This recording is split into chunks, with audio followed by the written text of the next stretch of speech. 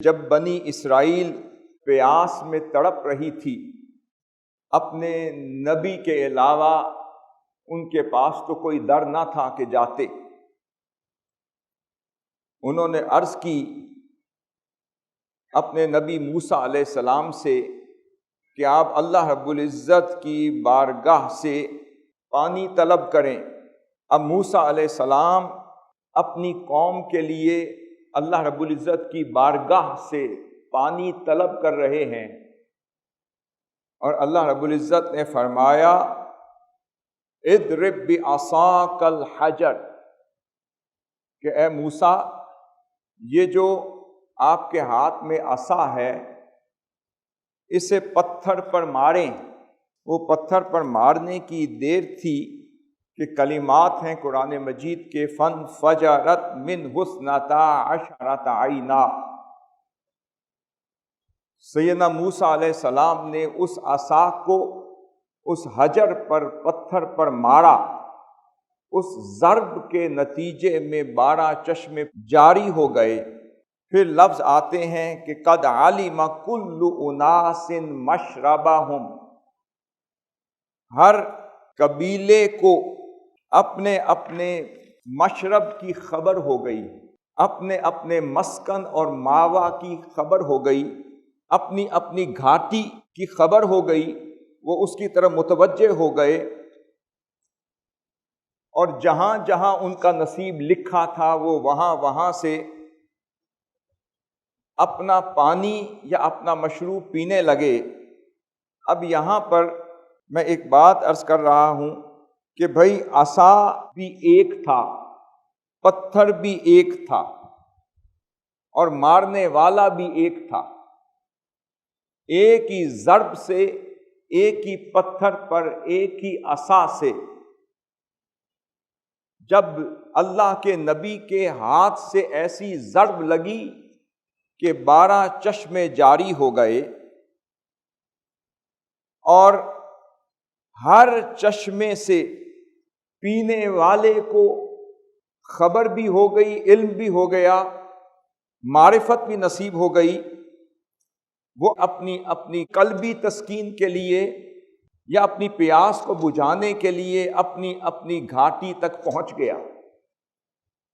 اب یہاں پر میں کہنا چاہ رہا ہوں قد علم کل اناس مشربہم، کہ اللہ رب العزت نے سیدنا موسیٰ علیہ السلام کے ذریعے اس امت کے 12 قبائل کو اتنی وسعت ضرور دی کہ ایک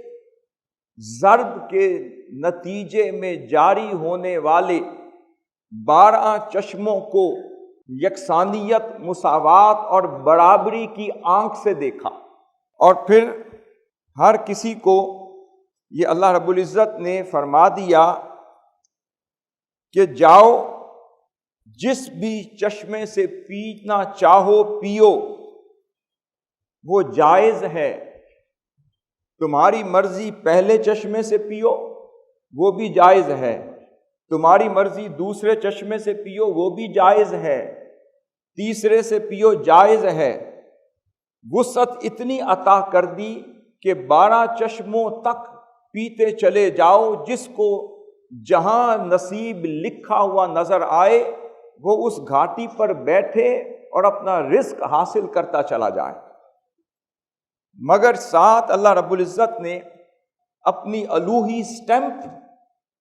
وہاں نصب کر دی اور فرمایا کُلُوا واشربوا من رزق اللہ، اور ساتھ اوتھینٹیکیٹ کر دیا، فرمایا جس بھی چشمے سے پیو گے یہ سمجھ لو یہ اللہ کے رزق میں سے ہی ایک رزق ہے۔ مگر ایک شرط لگا دی، فرمایا وَلَا تَعْثَوْا فِي الْأَرْضِ مُفْسِدِينَ، چشمے سے پیو، مختلف 12 چشموں میں سے اللہ کا رزق بھی تلاش کرو، پھر کھاؤ پیو،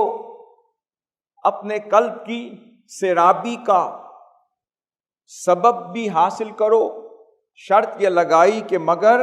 فساد انگیزی میں مت پڑنا، ایک دوسرے کی گردن مت اڑانا، ایک دوسرے کے ساتھ تفرق اور تشدد میں مت پڑنا، فرقہ واریت کا شکار مت ہونا۔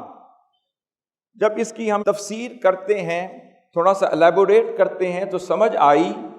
کہ اللہ کے نبی کی ضرب کے نتیجے میں 12 مکاتب فکر جنم لے رہے ہیں،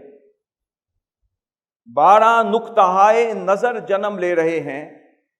اللہ رب العزت نے ہر مکتب فکر کو جائز قرار دیا،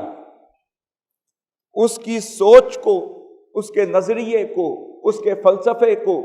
اس کے اعتقاد کو، اس کے اسکول آف تھاٹ کو جائز قرار دیا۔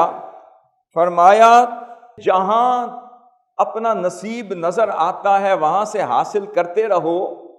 کوئی قرآن کا چشمہ نظر آئے وہاں بیٹھ جایا کرو، کوئی حدیث رسول صلی اللہ علیہ وسلم کا چشمہ نظر آئے وہاں بیٹھ جایا کرو، کہیں فقہا کا چشمہ نظر آئے وہاں بیٹھ جایا کرو، کہیں پہ علوم لدنی کا چشمہ نظر آئے وہاں بیٹھ جایا کرو، کہیں پہ فنون کا چشمہ نظر آئے وہاں بیٹھ جایا کرو،